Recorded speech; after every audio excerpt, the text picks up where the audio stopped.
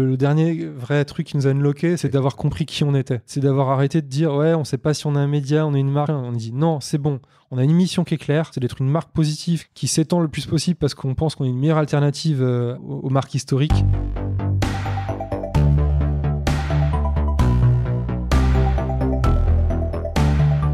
Bonjour, je suis Laurent Cretz et vous allez écouter Le Panier, un podcast e-commerce dans lequel on décortique les recettes d'acteurs du commerce en ligne. Mon objectif avec Le Panier, c'est de vous faire gagner du temps en allant chercher avec vous les meilleurs conseils et retours d'expérience pour se lancer ou progresser dans la vente en ligne. Acquisition, plateforme, panier moyen, emailing, logistique, on abordera ici tous les sujets du e-commerce. Le Panier vous est proposé par Cosa Vostra, cabinet de conseil en stratégie digitale, qui accompagne ses clients dans la croissance de leur business en ligne. Fondé par 4 entrepreneurs, Cosa Vostra met les mains dans le cambouis et crée également ses propres startups afin de mieux maîtriser les problématiques de ses clients. Nous adorons les défis et serions ravis de relever les vôtres. Contactez-nous sur lepanier@cosavostra.com ou sur notre site cosavostra.com. Bonne écoute!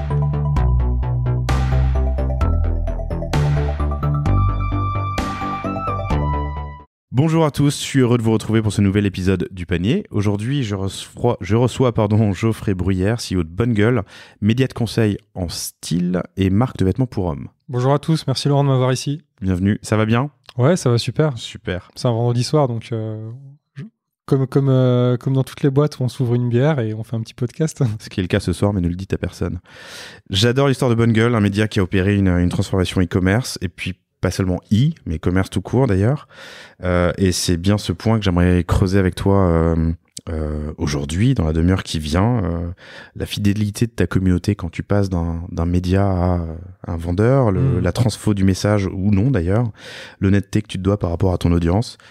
Et voilà. Mais peut-être pour commencer, Geoffrey, est-ce que tu peux nous présenter Bonne Gueule ?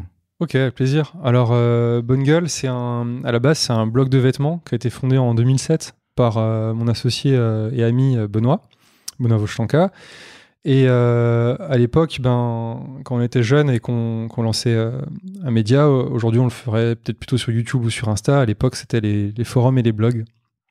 Et donc, lui, il lance son blog, moi je lance le mien. L'idée, c'est simplement de conseiller les mecs sur comment on reconnaît la qualité d'un vêtement. C'était pas du tout le côté podium, c'était plutôt le côté savoir-faire, artisanat, armer le consommateur. Et puis, à force de parler de ces sujets-là, on se dit qu'on a plutôt à gagner à s'allier. Donc Ben et moi, on mutualise nos forces et on se met tous les deux sur Bonne Gueule. Et puis, comme on avait un positionnement très orienté conseil et en même temps qu'on refusait le moindre euro des marques ou des distributeurs, il y avait un vrai potentiel confiance qui se créait autour du média. Et c'est ce qui fait qu'il y a une communauté qui a grandi. De l'époque où on était super fiers d'avoir 200 personnes abonnées à notre flux RSS, on est aujourd'hui le premier site média en Europe sur la mode masculine. Premier site média en Europe ? Ouais, avec 5 millions de visiteurs uniques en 2018, et ça continue de grandir à 20 ou 30% selon les mois de croissance year-on-year. D'accord. En français ? D'autres langues internationales ? En français. Après, je compte pas, par exemple, des sites généralistes comme GQ qui font 90% de leur audience sur du high-tech, de la société. Et avec 5 millions de VU, vous êtes le plus gros média européen sur votre Ouais, je connais pas de pure player mode masculine en Europe sur ce qu'on fait nous, quoi. Ok. Vous créez l'histoire commence en 2007, c'était il y a 12 ans. Ouais, et puis du coup, ça a pas mal muté. Ouais. Ce qui était devenu un petit média, ça a grandi, et en 2011, en fait, notre communauté a commencé à nous demander d'avoir plus de contenu, et en nous disant qu'ils seraient prêts à payer si on leur donnait du contenu premium. Donc du coup, on s'est mis à faire un e-book. Cet e-book, il a tout de suite très très bien fonctionné. Il s'est mis à rapporter 5 000 € par mois. Donc pour 2 étudiants... Comment vous gagnez de l'argent avant ? Avant, on n'en gagnait pas. C'était un hobby. Pendant 5 ans, de 2007 à 2011, c'était juste du fun. Et c'est toujours du fun. Enfin, on le fait avec sérieux parce qu'on a la responsabilité de collaborateurs, de la confiance de la communauté, etc. Mais ça reste notre passion. Et donc, ils se sont mis à acheter massivement notre e-book quand on l'a sorti. Ça parlait de quoi ? De fringues, d'accessoires, de quoi d'autre ? C'était un peu la mode. La mode au sens large ? J'aime pas dire pour les nuls, mais j'aime bien la collection des livres pour les nuls. Et l'idée, c'était un peu ça, c'était de reprendre les bases de comment on fait pour s'habiller avec de la qualité et du style quand on n'y connaît rien, sans prendre les gens pour des gens bêtes. L'idée, c'est pas de les considérer comme des nuls, c'est plutôt de leur dire, voilà ce que nous on a compris, qu'on peut partager, et puis à la fin, ça leur sorte de vulgarisation. Voilà. Ok. Mais tout en tirant les gens vers le haut, quoi, et pas avoir la posture, tu vois, professorale. Je vais t'apprendre la vie, je suis trop stylé. Non, c'était plutôt l'idée de se dire, je suis comme toi, j'ai vécu les mêmes choses. Moi aussi, j'ai débarqué de région et je savais pas comment faire à Paris pour être intégré d'un point de vue stylistique à mon entreprise, mon école, etc. Et du coup, je vais te raconter ce qui moi m'a aidé. Toi, c'est ton background? À ce moment-là, vous étiez étudiante? Ouais, Ben aussi. En fait, on était tous les deux dans la même école de commerce qui s'appelait INT Management, qui était l'ancien centre de formation de France Télécom à Évry. C'est une espèce de business school un peu geek. Et on s'est jamais rencontrés à l'école parce qu'on l'a fait avec 2 ans d'intervalle. Donc les premières années, ils picolent, les troisième années, ils cherchent des jobs. Quand tu es en 2008 et que c'est la crise financière, t'as autre chose à faire que t'ouvrir des bières. Et donc, on s'est connus en fait sur Internet grâce à nos sites. C'est assez drôle. Et on s'est dit, tiens, il y a un mec qui fait exactement ce que je fais. Et en même temps, il sort de la même école de geek. Donc, faut qu'on se rencontre. Et puis, on est devenus copains. Pourquoi tu dis école de geek? Qu'est-ce qu'il y avait de particulier dans cette formation C'était une business school avec le cursus classique. Mais à côté, tu avais des cours d'HTML, de SQL. On t'apprenait ce que c'est une architecture de base de données. Les entrées 1N, tout ça, okay. Les attributs, les clés. Et donc pas de background dans la mode? Non, pas du tout de background de mode, mais en fait, une vraie passion pour le produit et une manière très, très geek, dans le sens où on veut comprendre. Et c'est ça, en fait, qui nous a rendus différents et qui fait qu'on n'a pas sauté sur les modes de fonctionnement par défaut du marché. On s'est pas mis à faire des collections, on s'est pas mis à faire des salons pour trouver des distributeurs, on s'est pas mis à faire les mêmes vêtements que tout le monde non plus, on s'est pas mis à les expliquer avec 5 bullet points laconiques et une provenance vague. Et on a fait plein de trucs en fait que personne faisait aussi, que les gens trouvaient qui étaient des erreurs à la base. Par exemple, dévoiler nos chiffres, nos marges, nos salaires. Les gens nous disaient, mais vous êtes fous de faire ça, les mecs. Vous dévoilez vos salaires? Ouais. Encore aujourd'hui, on n'a pas de problème à le dire. En ce moment, on se paye 3500 net. Vous êtes combien? On est un peu plus de 40. Et tout le monde sait combien gagnent les autres? Les gens savent combien on gagne nous. Ouais. Après, on peut pas dévoiler le salaire de nos collaborateurs parce que c'est une donnée de leur vie privée. On peut pas prendre cette responsabilité. Il y a des entreprises qui le font, entreprises libérées ou entreprises à plat. Oui, c'est vrai, mais après, je pense que ça relève aussi d'un choix collectif. Et je suis pas certain que tous les collaborateurs en aient aujourd'hui envie. On leur a pas demandé, mais en tout cas, c'est pas tellement un sujet. Okay. Mais ouais, en fait, c'est des trucs qui se faisaient pas sur le marché il y a 10 ans, qui deviennent petit à petit des standards. Et aujourd'hui, on appelle ça entreprise libérée, on appelle ça DNVB. On appelle ça marque digitale. À l'époque, c'était juste deux mecs qui mettaient un pied devant l'autre et qui essayaient de trouver des solutions logiques aux problématiques qu'ils rencontraient au fur et à mesure. Et quand on avait ce côté geek, tu vois, très problem solving, en fait, ça formait un ensemble cohérent sans tomber dans les poncifs d'un marché qui est en forte récession. Là, à l'heure où on se parle, j'ai reçu les chiffres du mois de mai du secteur. Il a fait moins 14% par rapport au mois de... Non, pardon, c'est avril. Moins 14% par rapport au même mois d'avril l'an dernier. Et à l'échelle de l'année, 2018, c'était 5,1% de ventes... Non, 4,1, pardon. Désolé sur les chiffres. 4,1% de vêtements vendus en moins qu'en 2017. Donc c'est un secteur en très très forte récession. Les acteurs souffrent. Mais pour autant, tu as des boîtes qui arrivent à... Le textile au sens large? Ouais. Online et offline? Là, c'est les chiffres offline. Ok. Mais en même temps, ça reste un business qui est très offline aussi parce qu'il faut tester, il faut toucher, voilà. Et je pense que si on avait fait les mêmes choix que tout le monde, on aurait eu les mêmes résultats que tout le monde vu qu'on n'est pas meilleur qu'eux. Et donc du coup, ça nous a protégés finalement d'être un petit peu iconoclaste sans nous en rendre compte. Ok. Donc vous créez, enfin, je reviens pas sur toute l'histoire, mais les gens veulent plus, donc vous créez les e-books. Ouais, et puis après, ça s'embraye, choix par choix, on se met à faire des MOOC. Et puis on se rend compte que... Des MOOC de mode? Ouais, des MOOC de mode. Des MOOC de style, quoi. Ouais, tout un site à accès privé où tu avais des vidéos où on expliquait aux mecs comment reconnaître la qualité d'une chemise, comment on reconnaît qu'est-ce que c'est une belle couleur, comment on les a sorties, etc. Et puis on savait que le contenu, ça allait pas se vendre éternellement sur Internet, parce que Internet, c'est quand même la connaissance pour tous. Et puis nous, fondamentalement, on a une approche très open. Donc on se disait que on a plutôt envie de l'offrir, notre contenu. Et d'ailleurs là, on est très content parce qu'on est en train de récupérer les droits de notre livre papier, qui est codétenu du coup avec un éditeur qui s'appelle Pyramide. Et comme le livre, ça fait longtemps qu'il existe et qu'il va pas être réédité encore une énième fois, du coup, on va pouvoir le donner en open aussi. Et toutes ces choses-là, elles nous tenaient à cœur. Et du coup, on a muté vers un business qui était celui du produit physique. On est devenu e-commerçant, d'abord en vendant des collaborations de vêtements qu'on faisait avec d'autres marques. C'est quoi une collab ? C'est d'aller voir une marque qui avait un savoir-faire précis sur un vêtement. Par exemple, une marque comme Echung, qui a un bottier en Alsace qui sait faire ce qu'on appelle du cousu norvégien. C'est une sorte de triple couture au niveau des semelles qui garantit une étanchéité et une robustesse dans la chaussure.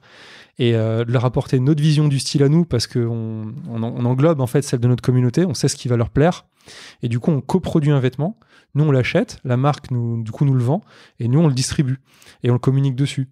Et du coup on est à la fois distributeur et communicant, ce qui fait qu'on peut acheter moins cher qu'un distributeur classique, tout en faisant un produit moins cher que le marché, parce qu'on peut nous-mêmes serrer nos marges, vu qu'on n'était pas beaucoup à l'époque et qu'on a un modèle économique qui permettait de le faire, vu qu'on n'avait pas de coût d'acquisition non plus. Et donc, ça nous a appris le business, en fait. Vous avez fait cette collab avec Echung ? Ouais, par exemple. Pourquoi Echung ? Enfin, je suis alsacien, c'est bien. Aussi, okay. Parce que c'est une marque qu'on appelle une entreprise patrimoine vivant. Ouais. Donc c'est une sorte d'UNESCO des savoir-faire, c'est un label d'État. UNESCO des savoir-faire. Ouais, la collab qu'on avait fait, dedans, il y avait 3 entreprises patrimoine vivant, parce que le cuir des tanneries As, qui sont alsaciennes aussi, et du lainier Harpin, qui est savoyard, c'est encore des savoir-faire français ancestraux, et le fait de mixer tous ces matériaux avec un savoir-faire d'un bottier, ça faisait un produit qui était dingue. Et quand nous, ensuite, on arrivait à le vendre pour pas cher, parce qu'on rognait dessus, vu qu'on n'avait pas des coûts de distribution et des coûts d'acquisition, et ça avait une valeur de ouf, quoi, pour le consommateur. Et puis comme on lui expliquait tout, d'où vient le produit de A à Z, comment il est fait, pourquoi, comment on l'a sorti, pourquoi on a fait ses choix stylistiques, le mec à la fin, c'était même plus une question de savoir s'il allait acheter la Boots ici ou ailleurs, parce que le produit était devenu unique, et il était vraiment unique. Il y avait toute cette traçabilité et toute cette unicité dans les choix. Ok. Et ça, du coup, ça a très très bien fonctionné. Et puis ensuite, toute cette démarche de bosser avec des savoir-faire, de mettre en valeur des artisans, on l'a fait en verticalisant le modèle et en devenant nous-mêmes une marque, et qui bossait du coup avec des ateliers et avec des tisseurs. Et ça, vous le lancez en 2014 ? En 2014, ouais. Du coup, on lance notre vrai e-commerce sur PrestaShop, et là, après, on a continué à grandir. Et aujourd'hui, on est donc une boîte qui fait... on a fait 5,5 millions hors taxe de CA en 2018.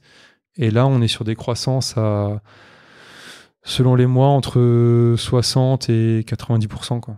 Donc, on prévoit 8 à 10 sur le 2019 ? Ouais, donc après, je touche du bois pour que ça dure, mais on a trouvé la recette. On est fort de notre ADN, on sait qui on est, on sait pourquoi les gens nous aiment, on sait ce qu'on ne doit pas changer. On sait ce que nous, on veut aussi, de notre aventure, de notre produit, de notre futur. Et par contre, on a trouvé des leviers d'acquisition. C'est énorme de faire un x2 ou presque. Passer de 5 à 10, c'est superbe. C'est parce qu'on est sur un modèle qui est différent, quoi. L'acquisition, la distribution, le marketing, la com, la production, il n'y a rien qui est fait en fait comme dans une boîte classique. Du coup, une fois que tu fais 5 ou 10% mieux chaque étape, cumulé, ça te fait des meilleures performances, quoi. Okay. Et puis le consommateur, il veut autre chose. C'est fini de rentrer dans une boutique où tu te fais assaillir par 5 vendeurs qui te sautent dessus. Quand les mecs ils arrivent dans une de nos boutiques physiques, on leur offre gratuitement 1 heure de coaching où ils peuvent venir avec un sac de vêtements rempli de leurs achats d'autres marques, et on les conseille en bien en leur disant comment porter les vêtements entre eux. Ils sont obligés de rien acheter. Ils partent avec une liste de recommandations, toute une petite reco stylistique s'ils le souhaitent. On conseille nos concurrents quand on n'a pas un produit. Enfin, tu vois, c'est une démarche qui est à l'envers. Mais en fait, c'est une démarche qui correspond à un momentum sur ce que les gens veulent. Ils veulent de cette transparence, ils veulent cette bienveillance. Et du coup, après, ils reviennent et en fait, ça marche mieux. Et du coup, ça te place pas comme un vendeur de fringues, mais comme un expert en style, quoi. Qui se trouve à sa marque. Ouais, expert dans le sens coach, tu vois, parce que l'idée, c'est d'accompagner les gens, c'est de faire de la maïotique, c'est de faire accoucher le style des gens, tu vois. C'est pas de leur dire la mode, c'est ça, fais pareil, quoi. Parce qu'on a tous nos goûts, donc l'idée, c'est de les faire accoucher. Dit-il avec un grand sourire. Donc, en 2014, vous lancez la boutique. On est 5 ans plus tard, vous allez faire 10 millions. C'est super. Enfin, 10 millions, pardon. On va essayer. En tout cas, vous ferez plus que 5,5. Vous êtes combien ? Petit bruit de goulot de bière. Ouais. On est 42, je crois. Ok. Et Entre les 3 boutiques plus le siège? Ouais, exact. À peu près moite-moite entre le siège et les boutiques. Et c'est une position qui était longtemps inconfortable parce qu'en fait, entre 2 et 8 millions, c'est une zone de danger en fait pour une marque digitale verticalement intégrée. Parce qu'en fait, comme tu gères toutes les étapes du cycle de valeur, de la chaîne de valeur, en fait, tu dois avoir des gens capés à chaque niveau. Et ça coûte cher des gens capés. Et du coup, ça te fait une masse salariale qui est très lourde par rapport au peu de chiffres entre guillemets que tu fais. Et du coup, là, on commence à sortir de la zone de danger et d'arriver à une zone plus pérenne quoi, pour la boîte. C'est quoi la marge dans cette industrie?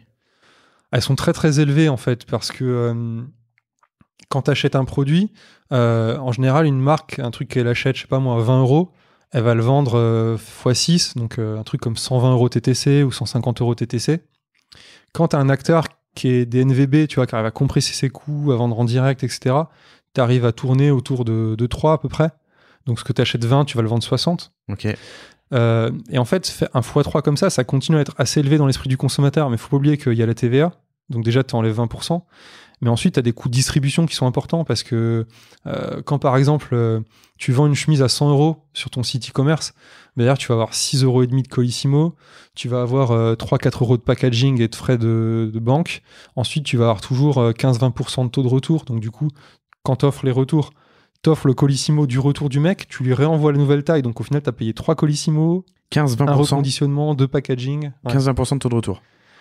Ouais, c'est à peu près la norme de l'industrie. Okay. Quoi. Ça dépend des familles de produits. Il y en a qui tombent à 10, il y en a où tu es à 25 quand c'est des pantalons. Et du coup, ouais, mais c'est coûteux à la fin. Ouais. Donc à la fin, il ne te reste pas forcément grand-chose en valeur ajoutée, quoi, une fois que tu descends dans ton compte de résultats. Ok. Combien de clients en une année? Sur une année pleine, on doit en avoir à peu près 30 000, je pense. Ok. Et tu connais la part de nouveaux clients versus... À peu près moite-moite. En fait, on arrive à un niveau où on est suffisamment connu pour que quand quelqu'un tombe sur une de nos communications ou sur notre site ou sur notre référencement, a priori, il en a déjà entendu parler de la part d'un copain ou d'un podcast ou je sais pas, tu vois. Et donc, du coup, il va cliquer plus facilement. Donc, en fait, passer un certain niveau de pénétration de marché, tu as une phase d'accélération qui se produit. Nous, on a un peu plafonné à 2-3 millions. Ouais. Et là, d'un coup, boum, ça s'ouvre une fois que tu passes ce plafond de verre parce que tu as créé suffisamment de communication et suffisamment de pénétration. Ok, tu stacks aussi de la notoriété, du contenu. Ouais, et le fait d'être un média majeur, en fait, sur le... Je déteste les anglicismes, pardon. Tu empiles, tu accumules de la notoriété, du contenu. J'ai aussi du mal à m'en défaire, vu que c'est vrai que dans nos métiers, beaucoup de choses sont en anglais. Mais ouais, l'effet d'avoir un média, en fait, c'est comme d'avoir constamment une campagne de branding qui tourne dans le métro et à la télé, tu vois. Et donc, finalement, ça améliore tes taux de conversion, ça fait baisser tes coûts d'acquisition. C'est une sorte de super pouvoir en continu qui joue en ta faveur. Donc, vous lancez la boutique e-boutique, là, le e-commerce en 2014. Ouais. Un an et demi plus tard, vous lancez des boutiques physiques. Ouais, exact, en 2015. Vous en avez 3 à date, si je dis pas de bêtises. Ouais, pour rendre les lauriers à César, Florian Deveau, que tu as reçu chez Vopilo, je le dis avec beaucoup d'affection et sans aucune pédance, hein, mais c'était le tout premier stagiaire que j'ai eu l'honneur d'avoir à mes côtés. C'est devenu le premier collaborateur, c'est devenu l'homme fort pendant très très longtemps, pendant 5 ans et demi.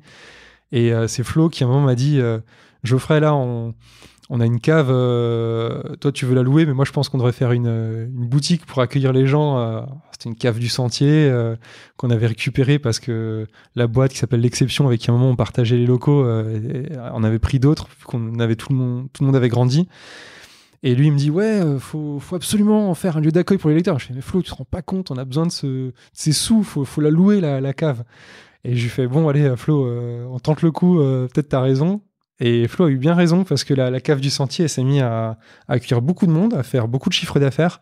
Et c'est ça qui nous a lancé sur la piste ensuite de monter une vraie boutique. Tu peux nous donner une idée du ratio sur votre chiffre d'affaires, de ce qui est online et offline? Ouais, alors il y a un peu deux manières de voir les choses. Il y a la manière un peu last click, assez comptable, qui est de se dire où où finalement où est-ce que la caisse enregistreuse fait effet cling, quoi. Et là, c'est à peu près 50-50. T'as autant de gens qui achètent en boutique que de gens qui achètent en ligne. En web. Sauf que 90% du trafic physique de nos boutiques, il est réalisé par nos actions digitales. Donc à la fin, ce serait facile de se dire on coupe le digital et on fait que des boutiques, vu que sur une boutique, il n'y a pas besoin de payer des colissimo, des taux de retour, etc. Tu as 1% de taux de retour dans une boutique. Alors que si tu devais choisir entre le digital et le offline, tu irais sur le offline. Si tu avais le choix. Enfin, tu devais choisir. Non, justement, ça, ce serait une vision en termes simpliste. De coût. Okay. Voilà, si je raisonnais juste sans creuser en fait mes chiffres. Mais une fois qu'on se rend compte que finalement, les deux sont bourrés de synergie, que tout le digital, ça ramène plein de gens en physique, que le digital, ça permet de toucher aussi des villes où tu n'as pas de boutique, en fait, tu te rends compte qu'il te faut absolument les deux. Ouais, d'où le figital, terme à la mode. Dans nos métiers, faut pas choisir, faut les deux. Après, t'es capable de traquer les gens qui découvrent Bonne Gueule par une action en ligne, se rendent dans une boutique, testent des produits, vont les acheter et finalement les achètent en ligne. Ouais, on a des chiffres super intéressants parce qu'en fait, on envoie les factures en dématérialisé quand les mecs ils achètent dans nos boutiques. Du coup, on récupère leur email. Et par ailleurs, quand on fait de l'acquisition ou quand les mecs s'inscrivent à une newsletter parce qu'ils lisent le site depuis un moment, on capte des emails aussi. Du coup, on arrive à réconcilier l'entrée et la sortie. Okay. Et du coup, de savoir que ce mec qui a acheté ce panier à 200 € à la boutique de Lyon, c'est en fait un mec qu'on a capté le 13 mars 2018 avec la campagne qui parlait de la ligne du printemps, quoi. Vous le faites avec quel outil, ça ? On le fait parce qu'on a un mec qui s'appelle Simon qui maîtrise bien la data et qui sait tweaker ses fiches Excel. Okay. Donc, 5 ans, j'aimerais creuser plusieurs choses. J'aimerais déjà comprendre, parler un tout petit peu d'infra, comment ça marche, quels outils vous utilisez, quelle plateforme e-commerce. J'aimerais comprendre ce qui s'est passé en février 2014, c'est-à-dire quand vous êtes passé d'un modèle média à un modèle e-commerce. Ouais. Et du coup, comment vous faites votre acquise ensuite par la suite. Sur l'infra, vous êtes sur PrestaShop. Ouais, donc on a un PrestaShop, c'est notre front, qui est connecté avec un Odoo. Donc c'est notre ERP. Okay, avant ça, on avait FastMag, qui est un ERP qui est un classique dans le secteur du prêt-à-porter, mais on va dire qu'il y a une solution qui est robuste, mais qui n'est pas hyper interfaçable. Et Odoo, c'est hyper souple. Du coup, c'est un énorme travail de paramétrage qu'on a au début sous-estimé quand on a commencé à l'intégrer. Donc maintenant, on commence à mieux maîtriser la techno. Mais ça, c'est du coup le front et le back. Donc Odoo Presta, c'est un peu le cœur de notre système de données. Qu'est-ce que te permet de faire Odoo ? Odoo, c'est... Enfin, sur quelle brique vous l'utilisez ? C'est tous les flux comptables. Du coup, là-dessus, on branche ensuite, ça vient recueillir toute la compta, et du coup ensuite ça vient alimenter les systèmes de contrôle de gestion, de comptabilité, d'analyse des ventes, des taux d'écoulement. Ça renvoie aussi de la donnée dans le PrestaShop. C'est ça qui centralise la donnée structurée produit pour ça renvoie de la donnée dans PrestaShop, c'est-à-dire que par exemple les fiches produits, on les crée à la base dans Odoo. Je parle pas de tout ce qui est contenu CMS qui est propre à l'eShop, mais en tout cas, par exemple, le prix, la référence, de code barre, etc. Et ensuite, cette donnée, elle vient rejaillir à la fois dans le PrestaShop, mais aussi dans les fronts boutiques, donc dans les systèmes de caisse. Ok. Et donc maintenant, on centralise vachement la donnée. Et puis donc, on a un WordPress à côté sur notre média. Donc le média Bonne Gueule. Depuis le début, c'est WordPress ? Ouais, WordPress, c'est vraiment un super tool. Je sais plus le chiffre, mais je crois que c'est un gros pourcentage des sites dans le monde qui sont faits sur WordPress, c'est un truc de dingo. Et ouais, c'est vraiment une solution géniale qui a continué d'évoluer hyper bien. Ok. C'est un très très beau périmètre aussi applicatif parce que il y a plein d'add-ons qui peuvent se rajouter dessus. Il y a plein de développeurs qui savent bosser sur le sujet. Vous, je crois que vous en faites. On fait beaucoup de WordPress. On est très très. Alors voilà. Cosa Vostra, c'est important. Cosa Vostra, pardon. On parle pas de bonne. Ouais, on aime beaucoup WordPress. C'est très souple, c'est puissant et on peut faire plein de choses avec, effectivement. Ouais. Super. Ça peut bien se marier d'ailleurs avec PrestaShop, comme avec WooCommerce et d'autres plateformes. Et donc vous avez choisi PrestaShop au moment du lancement. Ouais, exact. On en est toujours content. Parce que Presta a fait les choix qui correspondaient aussi à nos niveaux de croissance successifs. Donc, je pense qu'ils s'orientent vers des boîtes un petit peu plus matures. Et en même temps, il y a d'autres solutions qui existent maintenant pour des boîtes qui veulent juste faire 100 ou 200 000 euros en se lançant. Tu te souviens de la shortlist finale de CMS e-commerce, enfin de plateforme e-commerce? Ben, à l'époque, c'était un peu Presta versus Magento. Ok. Magento, c'était quand même un truc bien plus gros. WooCommerce, c'était un peu light pour ce qu'on voulait faire. Donc, mécaniquement, c'est un Presta qui est sorti. Et puis après, dans nos choix d'agence, on a trouvé les bonnes personnes. On a bossé avec vous, Cosa Vostra, sur des sujets. On bosse aussi historiquement avec une autre agence, je ne sais pas si je peux la citer. Bien sûr. Qui s'appelle Axome. On est aussi pour la transparence. Qui sont très très bien. Et puis voilà, selon les sujets, on a différents partenaires, quoi. Ok. WordPress, Presta, Odoo, PrestaShop, pardon. Sur l'emailing, l'automation. Là-dessus, on a un Mailchimp. À un moment, on a failli changer vers d'autres tools. Pourquoi? Parce que on voulait des trucs un peu plus flexibles aussi, notamment dans les quand tu dis que vous avez voulu changer, c'était il y a combien de temps? C'était il y a 6 mois, 1 an. Oui, donc récent. Et en fait, dans les synchros de base client, par exemple, entre par exemple le montant total de dépenses d'un client et la donnée client que tu vas stocker en comportemental dans ton Mailchimp, si derrière tu veux faire par exemple un programme de fidélité qui s'adresse à monsieur X qui reçoit tel ou tel truc X jours après achat s'il a dépensé plus de temps, en fait ça revient à piocher de la donnée dans différents systèmes. Et du coup, soit tu centralises la donnée, soit il faut que tu aies constamment une base de données qui soit mise à jour avec des synchros de base. Et en fait, Mailchimp, ça permettait pas forcément d'avoir de la synchro en quasi temps réel, quoi. Donc on s'orientait vers d'autres choses, mais en même temps, Mailchimp, ils sont aussi vachement évolués, du coup on est resté chez eux. Et t'as Automator qui est vachement bien dans Mailchimp. Ouais, voilà, sur Mailchimp Pro, ça a vachement bougé. D'ailleurs, c'est une super boîte, Mailchimp. Il y a des articles qui existent dessus, je crois qu'ils ont tout fait en autofinancement, alors que c'est un colosse. C'est un super produit, c'est cher. Ils ont changé d'interface récemment, elle est peut-être moins intuitive que l'ancienne, mais oui, c'est un super produit. Ouais. Et donc, vous avez décidé de rester sur Mailchimp.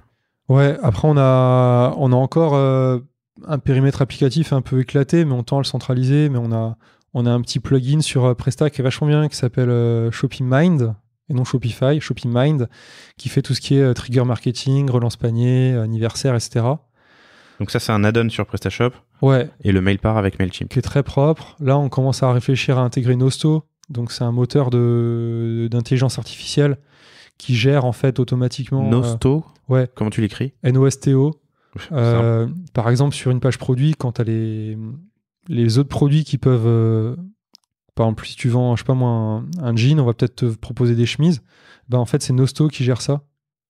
Parce que si tu fais tout à la main, il y a un moment, tu peux pas actualiser les 4 cross-sell de 150 rêves produits tous les mois, quoi, en fonction des ruptures de stock et tout. Non, évidemment. Et des saisons. Et du coup, il y a du machine learning dans Nosto? C'est du machine learning. En fonction du comportement des utilisateurs précédents.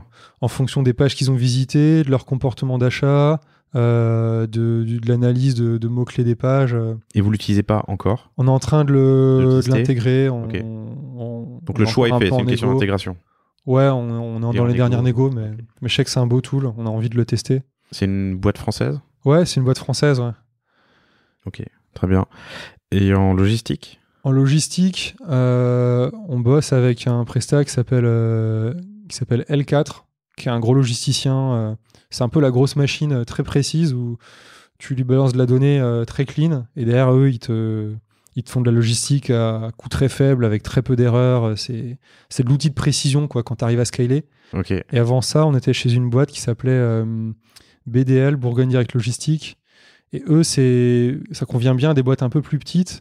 C'est plus à taille humaine. Ça veut dire que si, par exemple, ta donnée elle a des erreurs, eux, ils sauront les corriger parce qu'ils mettent de l'intelligence humaine. De l'intelligence ou de l'humain? De l'humain, d'accord. L'humain, voilà, ouais. Okay.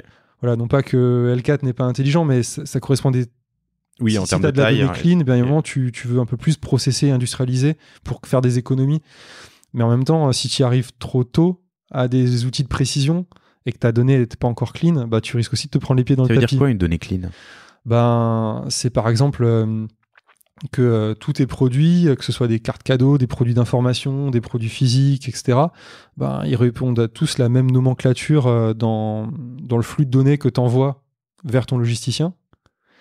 de manière à ce que lui, il fasse pas d'erreur, quoi. Ok. Et tu peux te permettre d'envoyer de la donnée pas trop clean. Mais ça, tu fais pas cette vérification au niveau de PrestaShop? Ben, souvent, tu relèves des erreurs et du coup, après, souvent, tu changes un petit truc. Par exemple, parfois, tu changes le nom d'un transporteur et en fait, ça te pète ton flux de données. Ok. Et parce que du coup, ça correspond plus au nom à l'ID transporteur qu'a ton logisticien. Et quand tu as un logisticien de précision, ben, en fait, ça t'impose ce genre de rigueur en interne qu'aujourd'hui, on est de plus en plus capable d'avoir. Donc, on est content de bosser avec ce nouveau logisticien. Mais avant, on n'aurait pas pu. Avant, on avait besoin de quelqu'un qui se dise « Ah, j'ai compris qu'ils ont fait cette modif, du coup, je continue d'envoyer leur commande et il n'y a pas toute la machine d'un coup qui se bloque. » D'accord. C'est pour ça que je ne suis pas en train de dire l'un est meilleur que l'autre, mais ça correspond à des phases de croissance. Voilà, des phases de croissance, tout simplement. Et du coup, PrestaShop communique directement avec L4 ?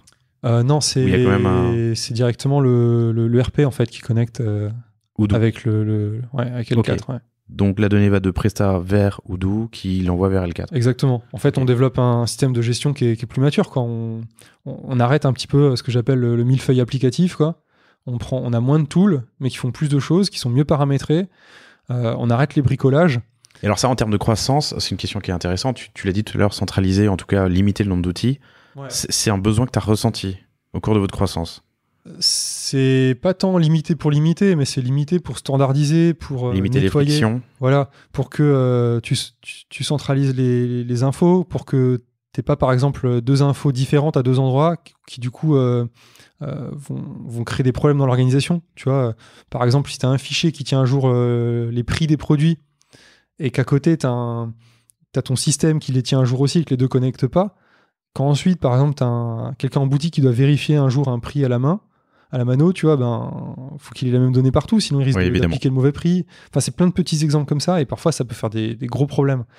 Et en fait, on est au stade où on peut plus se permettre des erreurs parce que, déjà, le régulateur, donc les contrôleurs des impôts, etc. et tout, ils veulent de la donnée plus clean. Ils tolèrent certains trucs quand tu fais 200 000 € qu'ils ne tolèrent plus quand tu fais 5 millions. Tu as vu une différence ?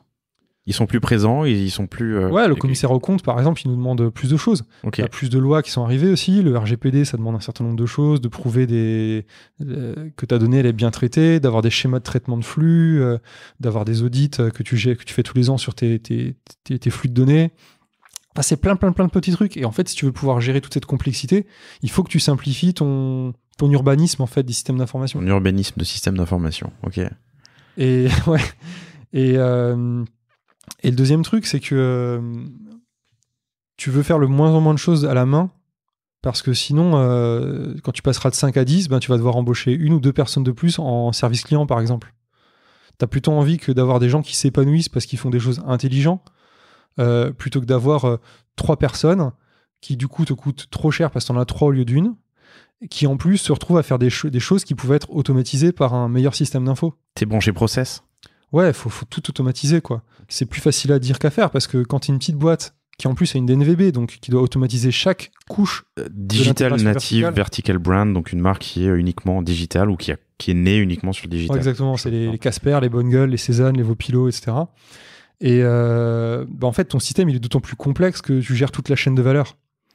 Et donc, si tu veux pas te prendre les pieds dans le tapis en grandissant, en ayant de la rouille qui s'installe à chaque maillon de la chaîne, en fait, il faut que tu fasses un truc clean quand tu fais 5 millions et pas d'attendre de faire 15 et de plus pouvoir migrer, quoi. Ça veut dire qu'au cours de ta croissance, c'est une question un peu plus générale, mais au cours de ta croissance, tu as toujours un nez dans l'opérationnel en permanence. De toute façon, 35, vous n'êtes pas non plus une multinationale, ou 37 personnes, je sais plus. Vous n'êtes pas une multinationale, mais tu sais exactement ce qui se passe à chaque... Ouais, d'un point de vue, moi je suis très digital, donc je suis très dans les sujets front, e-commerce, relations clients.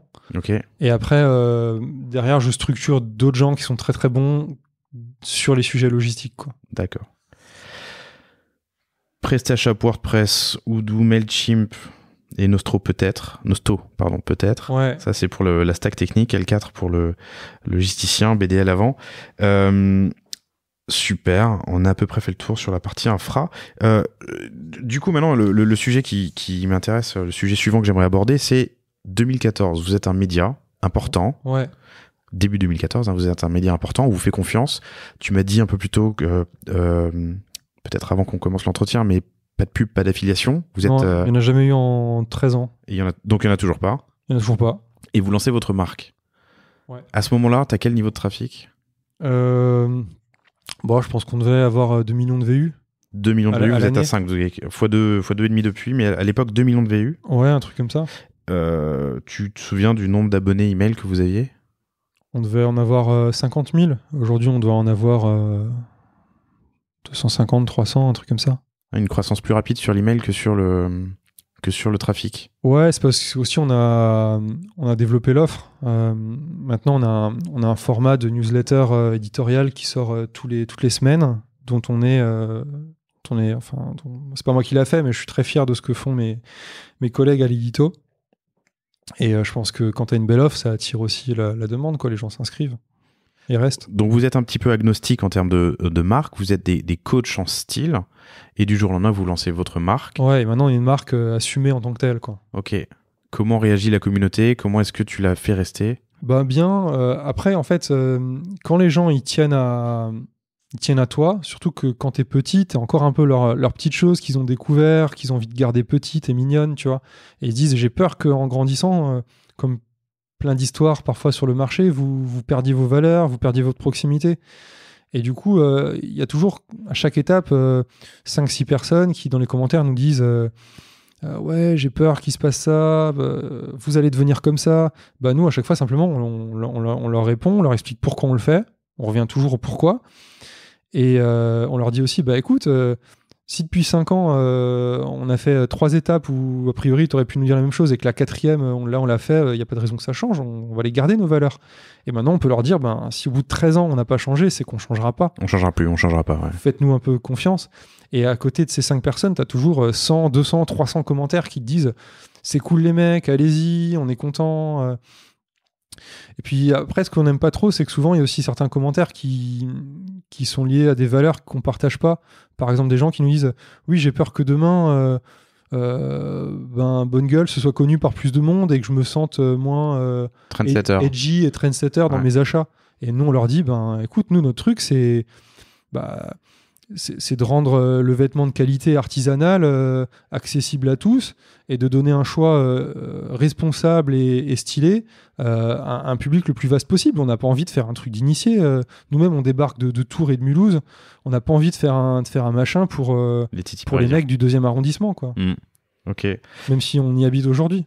Comment vous activez votre audience à cette époque, au lancement du e-commerce, au lancement de la marque? On les a toujours fait participer à chaque étape. Déjà, il y a 7-8 ans, on leur envoyait des questionnaires, on leur disait comment vous voulez qu'on fasse le produit, comment vous voyez les choses, de quoi vous avez vraiment besoin. On leur montrait des protos, on les impliquait vachement, on les écoutait. Le tout avec une vraie transparence, parce qu'aujourd'hui, la transparence, c'est quelque chose qui est très galvaudé sur le marché. Aujourd'hui, on a l'impression qu'il suffit de balancer un questionnaire ou de dire qu'on fait ses vêtements au Japon pour être jugé transparent. Mais pour moi, la transparence, c'est pas ça. La transparence, c'est dire quand on fait une levée de fonds, expliquer pourquoi, c'est publier ses salaires, c'est vous avez levé des fonds question en personne. Ouais, on a levé des fonds en 2000. Je tiens de bêtises. Je crois que c'était fin 2016, il me semble. Vous avez levé combien? On a levé un peu moins d'1 million parce que en fait, on passait d'un modèle où on était en excédent de fonds de roulement, vu qu'on a acheté des stocks qu'on payait à 70 jours, enfin à 60 ou à 90 jours, et qu'ensuite on les vendait en temps réel, quoi. Donc en fait, on avait toujours plus d'argent que ce dont on avait besoin. Et ensuite, on s'est mis à produire nous-mêmes. Et les Japonais, quand tu achètes leur matière, ça se passe pas comme ça. C'est 5 mois à l'avance, paiement comptant à l'expédition du tissu. Et donc là, mécaniquement, tu fais « Ah, j'ai plus de sous !» Ouais, ton BFR explose. Ouais.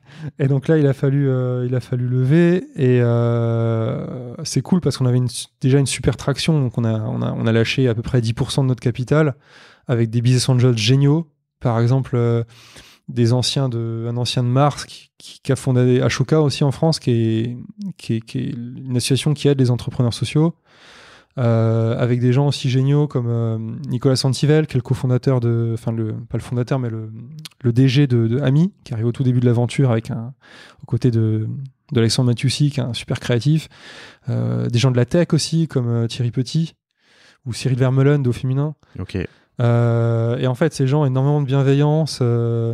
Ils n'ont jamais mis le nez dans notre business, si ce n'est pour nous conseiller amicalement, mais jamais pour nous dire quoi faire. Et donc on a on a pu à la fois avoir les fonds et à la fois bénéficier de conseils géniaux. Et bien sûr, la BPI qui est un organisme incroyable pour les entrepreneurs en France. L'un des premiers investisseurs en France, quoi. Ouais, je crois qu'ils font un quart des deals, un truc comme ça. Et après, je pense que c'est aussi toujours une affaire de personnes, mais nous, on est tombé sur des gens extraordinaires là-bas qui s'appellent Delphine Lemaintier et Damien Douzin. Et c'est des gens qui sont à la fois brillants et bienveillants et ils nous aident à chaque étape, quoi. Pour le peu qu'ils ont mis, ils nous ont aidés, mais démesurément. Ils ont payé des missions de conseil, ils nous ont fait faire des tours pour découvrir le business, comment ça se fait en Corée, comment ça se fait à New York. C'est génial. La BPI, tout ça. Ouais, c'est un guichet de service génial. C'est bien au-delà de la finance. Pour fermer la parenthèse, donc tu étais en train d'expliquer que vous embarquez la communauté, vous leur expliquez tout, vous êtes transparent, dont la levée de fonds. Ouais. On est parti de là. Et c'est comme ça que tu l'embarques avec toi dans la partie e-commerce. Ouais, c'est clair, parce qu'on leur explique vraiment tout. Et puis à chaque fois qu'il y a une question qui est posée, même quand elle est dérangeante, on la censure jamais. Par exemple, il y a plein de marques, voilà, enfin, je vais pas citer des noms, mais certaines marques là, qui sont assez connues en ce moment sur les questionnaires, ils censurent les commentaires négatifs sur Facebook, ils censurent les clients mécontents. Alors que nous, on fait l'inverse. On met en place un système de notation de chaque produit sur notre e-shop et à chaque question, on y répond. À chaque note négative, on la laisse. On ne censure rien. On joue sur l'hyper-transparence. Et je pense qu'à la fin, c'est ça qui fait la différence parce que les gens, ils se rendent toujours compte qu'il y a un moment, t'as le Canada Dry et puis t'as les autres, quoi, tu vois. Et si les gens ils t'achètent, c'est pas parce que ton vêtement il a un bon rapport qualité-prix, c'est aussi parce qu'ils savent que quoi qu'il arrive, ils ont un degré de confiance avec toi, ils ont une connivence, ils ont des valeurs, ils soutiennent un projet, ils soutiennent pas un truc qui va changer le jour où ça lèvera un petit peu trop de fond, quoi. Ok. Vous ne faisiez pas de pub et pas d'affiliation sur le site à l'époque, mais vous parlez quand même de votre marque. Ouais, exactement. Il y a un moment, on avait une approche qui nous a nous-mêmes nui et qui a nui aussi, je pense, à notre communauté, qui était de dire il y a le média, il y a la marque, et en fait, au milieu, il faut faire un no man's land, quoi. Tu vois, pour être sûr de garantir l'indépendance du média. C'est bien la question que je pose. Ouais, et en fait, au début, ça, c'était notre approche. Et ensuite, on s'est rendu compte que, d'une, elle posait des problèmes à l'entreprise. Par exemple, quand on parlait de 3-4 marques qu'on recommandait pour un mec qui nous demandait des jeans à 100 € en toile Jap, et qu'on parlait pas de la nôtre, le mec, limite, il se demandait, mais attends, le community manager, il est en rébellion ouverte contre la boîte qu'il emploie. Est-ce qu'il parle pas de ses propres jeans parce qu'ils sont pas bien? Donc, il y avait des trucs comme ça qui nous posaient vraiment problème. Et à côté de ça, il y avait un truc comme la moitié des gens qui ignoraient qu'on avait une marque de vêtements, alors que 99% de nos revenus venaient de notre marque de vêtements. Et ça posait aussi un autre problème, c'est que nous, notre vision, c'est quoi? C'est de partir de l'utilisateur et de se dire qu'est-ce qui est le mieux pour lui. Et si le mec il nous demande un jean à 120 € en toile japonaise et qu'on est mieux disant sur le marché, c'est quand même débile de ne pas mentionner aux côtés des autres prescriptions qu'on peut lui faire d'autres marques. Je veux dire, ce serait bête de ne pas le faire, sachant que ça va dans son sens aussi. Je comprends. Et que le mec il achète un vêtement éco-responsable chez nous plutôt que d'acheter un truc ailleurs avec moins de transparence au même prix, même à l'échelle sociétale, on se dit que on n'a pas accompli notre mission si finalement on lui a fait faire ce que nous on juge comme un choix bis, quoi.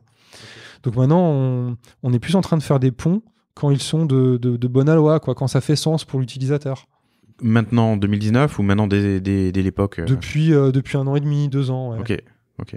Et puis on sait qui on est aujourd'hui en tant que quantité. À une époque, on se disait on est une marque, on est un média et une marque. Maintenant, on sait qu'on est une marque qui a une approche socio-responsable et de conseil. Un peu comme Patagonia. Patagonia, c'est une marque et un projet activiste. Tu vois, on sait que Bonne Gueule, c'est aussi une marque avec une dimension activiste, qui pousse une vision sociétale. Et pas un blog qui fait sa petite ligne de vêtements. Tu vois. Ok. Aujourd'hui, quel canaux vous utilisez pour communiquer, sans rentrer dans le détail c'est une bonne question en fait, parce que on parle tout le temps de réseaux sociaux et de réseaux sociaux, mais nous on met un gros bémol là-dessus, parce que quand tu as ta communauté sur tes réseaux sociaux, en fait ta communauté elle est pas chez toi, elle est chez Mark Zuckerberg, elle est chez Sergey et Larry, mais elle est pas chez toi. Et le jour où Marc, avec sa petite tablette de mixage, il augmente les coûts d'acquisition, ou alors il te fait payer pour envoyer des coms sur ton groupe Facebook, ceux qui l'ont vécu lèvent le doigt. Ouais. En fait, c'est comme si tu avais un vigile à l'entrée de ta boutique que tu devais payer 20 balles pour faire rentrer tes visiteurs, quoi. C'est absurde. Ouais. C'est pour ça Surtout que tu t'es battu pour la construire, cette communauté. Exactement, et que, ouais. Tu te retrouves un peu pris en otage. Du coup, nous, on a toujours une approche très propriétaire sur les canaux. Notre truc, ça a toujours été de fédérer les gens autour de notre média, donc un URL, bungle.fr, de notre e-shop, shop.bungle.fr, et de notre newsletter. De l'email. Voilà. Okay. Et notre approche des réseaux sociaux, c'est d'avoir des satellites un peu autour de cette espèce de ces espèces de 3 planètes mères, qui sont Facebook, Google, le référencement, etc. et tout. Mais en fait qui ne servent qu'à rapporter du trafic. Par exemple, ça ne nous a pas empêché de lancer une chaîne YouTube il y a 2 ans qui aujourd'hui fait, je crois, 80 000 abonnés. Mais là encore, l'objectif, c'est de rapatrier les gens vers bungle.fr et shop.bungle, où il y a beaucoup plus de contenu, beaucoup plus d'infos, où on répond en direct à leurs questions. Il y a une mode quand même ces dernières années, enfin cette dernière année en tout cas, ces dernières années, qui est de dire que le contenu doit vivre sur la plateforme où il est consulté. Et typiquement, qu'un contenu puisse être indépendant et vivre sur Instagram, sur Facebook, sur, je sais pas, on peut imaginer WhatsApp ou autre, mais... Ouais, on connaît pas le changement des règles, quoi. J'avais vu une conférence qui était géniale d'un mec qui présentait un peu les GAFA comme l'Empire dans Star Wars. Et il y avait une photo avec Dark Vador et un de ses lieutenants, et le lieutenant il disait « Sir, it was not the deal ». Et Dark Vador il répond « I altered the deal ». C'est exactement ça. Au début, t'as les GAFA, ils viennent te voir avec un deal qui est trop beau pour être vrai, quoi. C'est un dilemme un peu faustien où tu veux être beau, riche, plaire aux hommes et aux femmes, tout avoir, vivre dans des palaces et tout. Et à la fin, on te demande juste ton âme, quoi. Tu vois, et du coup, tu dis bon, ben, je fais le deal. Et c'est un peu pareil, t'as les GAFA qui arrivent, et l'histoire, elle se répète tous les 3 ans, et qui disent à l'époque des médias, avec, je sais pas, Google Actu, je vais vous apporter plus de trafic, vous pourrez monétiser davantage, les pages, elles se chargeront plus vite, vous aurez un meilleur reach, et vous pourrez monétiser le truc comme vous voulez avec vos encarts publicitaires de brand content et notre propre réseau display. Bah, cool, vas-y, on y va. Puis aujourd'hui, t'as des médias qui sont triplement esclaves des GAFA. À premier titre, parce que c'est leur plateforme de distribution qui est devenue première pour leur contenu. À deuxième titre, parce que les GAFA maintenant achètent, financent des contenus sur les médias. C'est leur manière de dire qu'ils les ont pas totalement bouffés, mais qu'ils leur veulent encore du bien. Et à troisième titre, parce que au-delà de les payer pour, de les entretenir pour produire des contenus et de leur service de distribution, ils leur fournissent les solutions de monétisation, quoi. C'est chaud, et c'est pour ça que AMP, pour nous, c'était dead, quoi. On a tout fait pour avoir des plateformes qui se chargent vite, mais tout ce qui était Instant Articles et Google MP, c'était no-go. Vous avez fui. Ah ouais, c'était hors de question que notre contenu puisse être consulté sur ailleurs que chez vous, sur un flux tiers, quoi. Donc vous voulez être propriétaire du trafic, en fait, de l'endroit où ok. Moi je me suis battu en interne parfois avec mon cofondateur ou des collaborateurs. Parfois j'étais un peu seul contre tous, sachant que typiquement une page AMP te permet d'augmenter ton SEO, d'améliorer ton SEO. Ouais, fait partie des critères. Ouais, mais à la fin t'y perds beaucoup plus 5 ans plus tard. Et il y a des batailles comme ça, je me suis battu bécon et je suis content, quoi. Ça veut pas dire que j'ai pas fait des conneries à côté. Et visiblement ça marche, mais parce que vous êtes... mais être chez soi, avoir ses lecteurs, sa communauté chez soi, sur ses propres plateformes, moi je suis hyper partisan de ça. S'il y avait un seul canal de com aujourd'hui, du coup, qu'est-ce que tu garderais ? C'est quand même l'email, c'est le site et l'email, quoi. Ouais. C'est Okay. les deux, ça va ensemble. Parce que l'email, ça permet de communiquer l'actu du site. Tu fais revenir les gens sur le site, et en même temps, le site, c'est ça le canal de consulte. Vous avez des scénarios spécifiques pour les anciens clients versus les nouveaux clients ? Ouais. Enfin, les non-clients et versus anciens clients ? En scénario CRM, on est assez nul. En programme de fidélité aussi. Dans le sens où c'est pas très très avancé, quoi. Après, c'est bien, le contenu est bon, et puis l'important, c'est toujours la relation qui doit être bonne et la confiance qui doit être créée. Mais d'un point de vue techno, j'ai hâte d'être lundi. Parce qu'on a une très bonne respo e-commerce qui arrive. Excellent. Qui s'appelle Lolita et qui vient de Avenue des Vins. Et je suis sûr qu'elle, sur le CRM et le e-commerce, elle va enfin franchir le step. En tout cas, là, la pression, objectivement. Non, je suis sûr qu'elle va être géniale.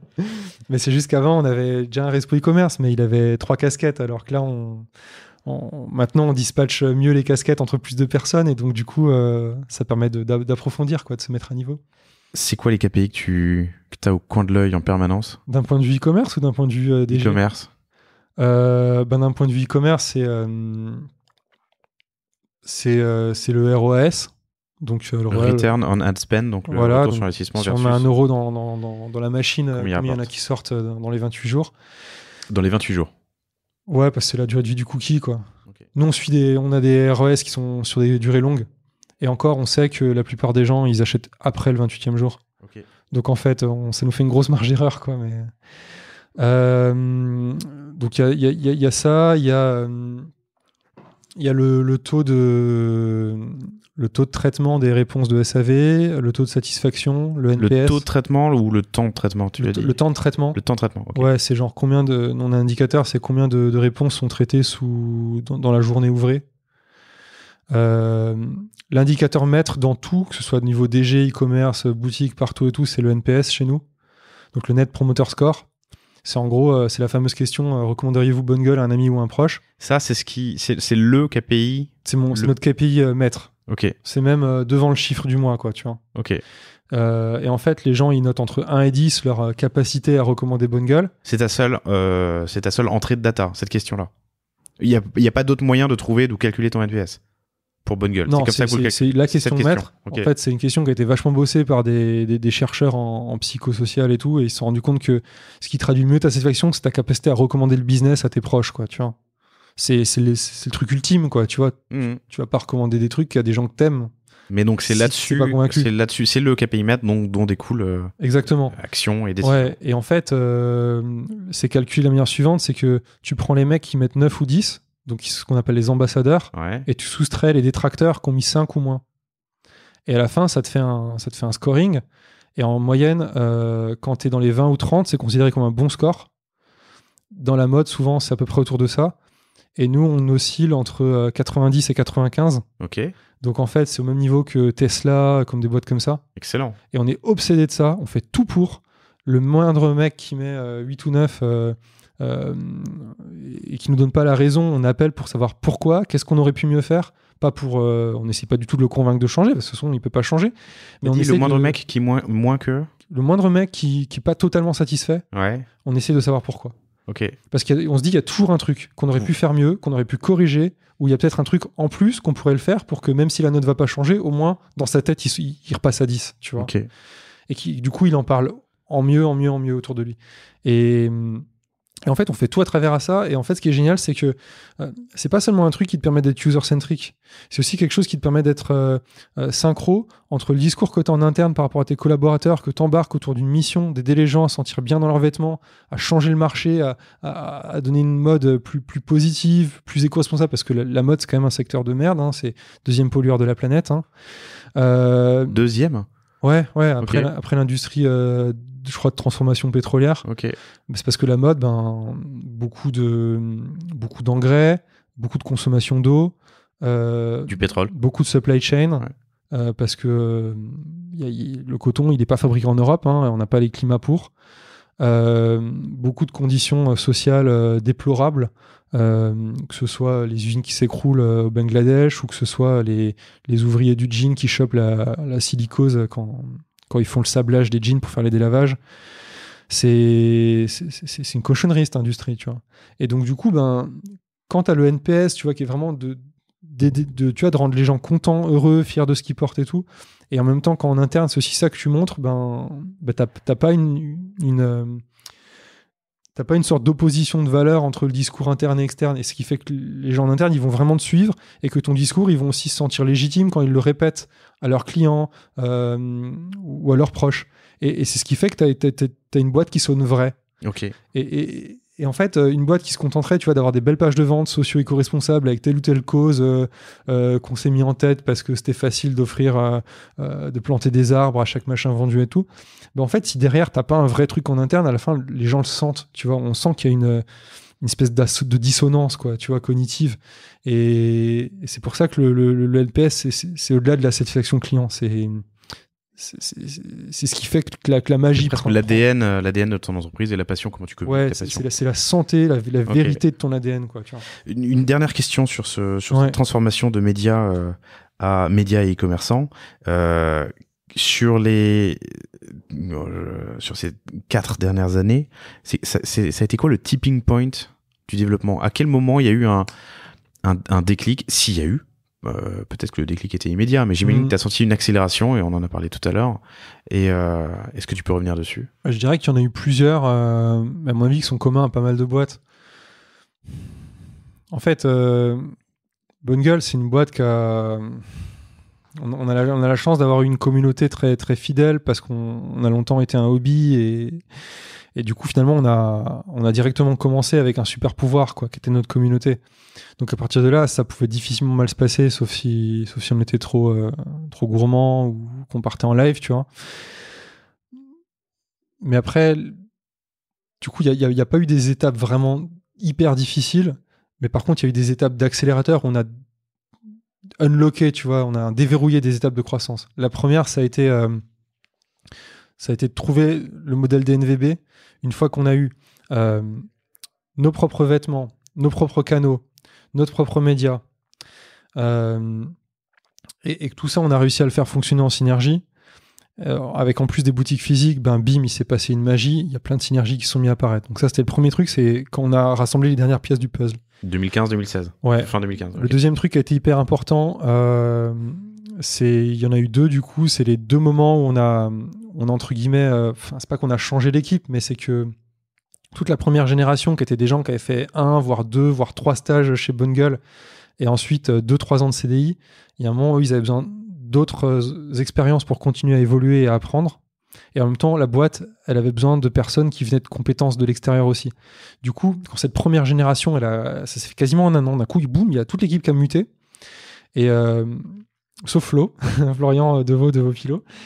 Et du coup, quand cette première génération est partie, on a remplacé par des gens qui, du coup, boum, on crée un vrai gap d'expérience. Et là, Flo, qui était du coup le dernier à partir, et la deuxième génération aussi est pas mal partie.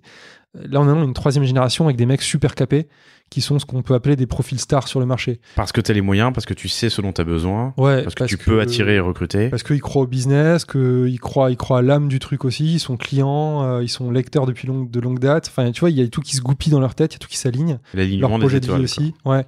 Et ça nous permet d'avoir des gens qui sont géniaux. Par exemple, le rédac chef, c'est l'ancien rédac chef de LCI et Metro News qui gérait 70 personnes chez eux. Le directeur des boutiques, c'est Steven. Steven, il gérait 200 personnes chez Apple. Le DAF, il gérait une énorme fintech qui avait fait un cluster de plusieurs fintech et qui faisait 150 millions. Et bon, là, c'est un peu injuste par rapport à tous les autres, mais je pourrais citer Oana qui avait un très beau job dans une boîte de com et qui maintenant nous gère le e-commerce. Et donc ça a participé aussi à ces achievements, c'est des déclics. Le data analyst, le directeur de la techno, c'était le responsable data de Universal France. Et en fait, petit à petit, tu vois, à chaque fois que quelqu'un partait, boum, on l'upgradait avec quelqu'un qui n'était pas forcément entre guillemets meilleur, mais en tout cas beaucoup plus expérimenté et avec le même niveau de qualité de personne. Okay. Tu vois. Ouais. Excellent. On a passé un bon bout de temps ensemble. C'est mon podcast le plus long à date et j'en suis très heureux. Et j'ai peut-être juste un petit truc à te dire. Mais... J'ai encore une question, mais vas-y. Le dernier vrai truc qui nous a unlocké, c'est de se dire, c'est d'avoir compris qui on était. C'est d'avoir arrêté de dire ouais, on sait pas si on a un média, on a une marque, machin. On dit non, c'est bon. On a une mission qui est claire et ensuite on prend les décisions. Et comme notre mission, c'est d'être une marque positive qui s'étend le plus possible parce qu'on pense qu'on est une meilleure alternative aux marques historiques, et par de là, tout s'est simplifié. On s'est mis à se dire, en fait, c'est rationnel du coup à un moment de tenter le métro, c'est rationnel de faire de l'acquisition payante, c'est rationnel parce qu'à côté, c'est fait de la bonne manière, tu vois. Donc c'est assumé, presque assumé. Ouais. Le jour où on s'est mis à assumer, parce on a toujours assumé ce qu'on faisait, mais même on savait pas vraiment qui on était, qu'est-ce que c'était la big picture, tu vois, c'était quoi notre vrai why, c'était quoi le scénario de succès pour nous dans la vie, de se dire voilà. Vous vous êtes fait accompagner ? Un petit peu, ouais, par une consultante en branding qui s'appelle Priscille Cos, qui est top. En branding pour trouver le why, hein. Enfin, elle nous l'a pas mal fait accoucher, mais après, il était en nous, mais l'idée, c'était de... Tu sais, parfois, t'as plein de trucs en toi, mais c'est en en parlant qu'ensuite, t'arrives à comprendre comment tout se goupille. T'as l'image mentale qui se forme, tu vois. Un peu comme, tu sais, ces jeux où tu vas relier des points et des numéros. Ouais. Et à un moment, t'as un dessin image qui apparaît. Quoi. Voilà. Bah, c'est un peu ça. Tu les as, les points, mais... Comment elle s'appelle, cette consultante? Elle s'appelle Priscille Kos. Priscille Kos. Ouais, elle est top. Bon. C'est elle qui a bossé pour Big Mama, elle a bossé pour nos copains de Horace, les cosmétiques. Ouais, bien sûr. Ouais, on l'adore. Je la recommande souvent. Priscille Kos. Je suis content de pouvoir la citer. Ok. Merci beaucoup. Une dernière question pour clore cette... ou deux peut-être d'ailleurs, mais... c'est quoi ton apprentissage e-commerce des 12 derniers mois? C'est vachement m'être décomplexé sur et avoir bien compris l'acquisition et d'avoir validé en fait. Vous dépensez combien en acquise? En mensuel? On dépense 2-3% de notre chiffre d'affaires à peu près. Ok. Mais on tend à augmenter parce qu'en fait, notre retour sur investissement, il explose, il continue d'augmenter. En fait, quand on met 1 euro en acquisition, on récupère... Donc c'est ta fameuse recette. Alors je te demande pas le détail de ta recette. On récupère 6-7 euros le même mois, sachant qu'on sait qu'il y a 7 euros qui se récupèrent aussi en physique et que les mecs, ils achètent 2-3 fois par an. Donc en fait, le ROS, il est dément, quoi. 2-3% sur 2018, ça veut dire 150 000 euros à peu près, donc 10-15 000 euros par mois. Ouais.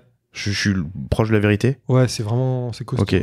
Sur quel canal? Ah non, tu veux dire en dépenses? Oui, en dépenses. Non, beaucoup plus. On est plutôt en ce moment on est plutôt autour de 40-50 par mois, 1000. Ouais. Et donc ton apprentissage, c'est, tu m'as dit, de t'être décomplexé sur ce... Ouais, mais c'est parce que justement, on y allait pas à pas. Ouais. Et tu vois, quand tu fais tes campagnes, par exemple, tu as des campagnes, on a des ROS de 60 à l'échelle du mois, mais sur des clients qu'on a déjà.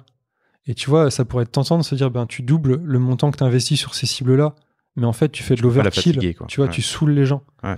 Du coup, en fait, on ménage énormément les gens qui nous connaissent déjà. Par contre, on va vraiment chercher du new business.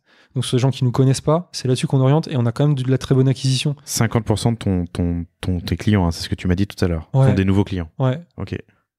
Et comme on l'a fait le truc étape par étape, avec beaucoup de mesures, beaucoup de data, en faisant très attention à vraiment préserver notre marque, notre relation avec les gens, et tout en expliquant aussi la démarche à notre communauté, et ben en fait, ça s'est extrêmement bien passé et on n'est pas tombé dans les impairs. Et on est arrivé à cette situation où on supputait qu'en fait, autour de 4-5 millions, on allait avoir un taux de pénétration suffisant pour que d'un coup, le business, il réaccélère.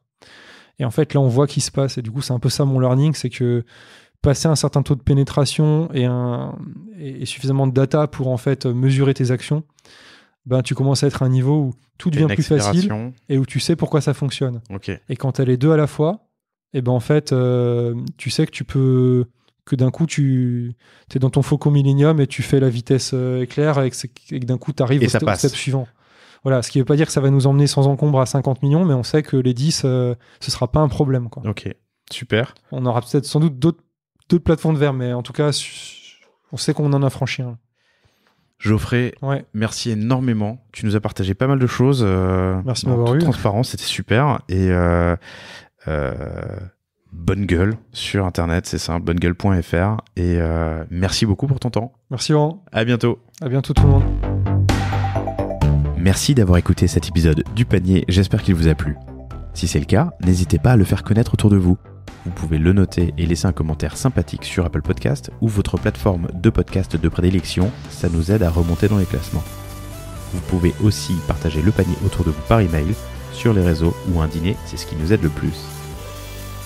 Si vous avez besoin de vous faire accompagner pour votre stratégie digitale, votre site internet, vos tactiques marketing ou de contenu, n'hésitez pas à nous contacter sur le site de Cosa Vostra ou à l'adresse lepanier@cosavostra.com.